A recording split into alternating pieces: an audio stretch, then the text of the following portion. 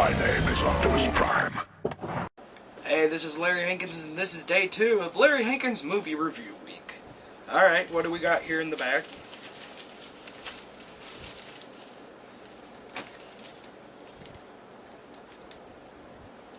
There's 2 of them put together.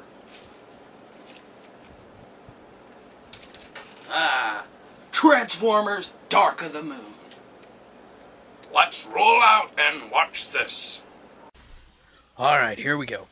Transformers Dark of the Moon.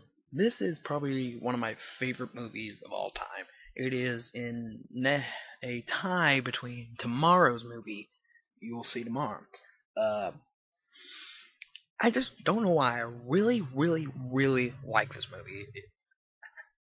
And I like the second one too, but as soon as this one came out, this just took over all my favorites, and it became #1 real fast. And many people say I'm an idiot for liking it, but I just really like the movies. I mean, yeah, Michael Bay is crazy and always making explosions, probably whenever it's not even needed, but still, it's a pretty good movie. I mean, like, yeah, the writing's not all that great. There's too many jokes, like horrible jokes, and this was marketed to kids, especially with the toys and stuff. But nowadays, kids are starting to know more about, like, all that. Because I got called a mofo on the bus the other day by a kid in 5th grade, and I don't want to live on this planet anymore, but, anyway, yeah, Transformers Dark of the Moon. What I really liked about it, I like the robots. I like the new robots that they put in the movie. I like Shockwave, even though he didn't really speak. I like the Wreckers. Those are my favorite new Transformers out of that movie.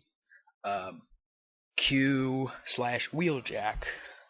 And people hated that he was called Q, but luckily the toys were going to call him Wheeljack. The book called him Wheeljack. The video game called him Wheeljack.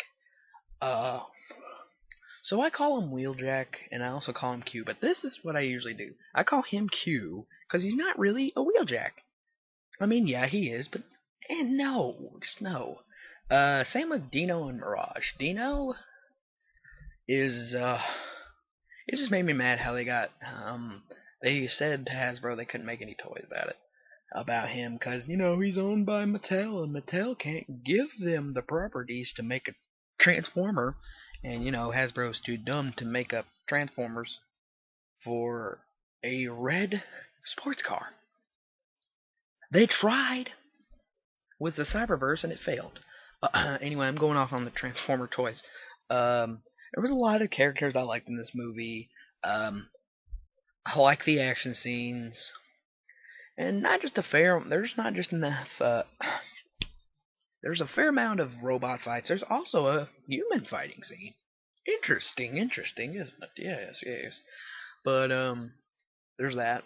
I like the settings. It's really cool.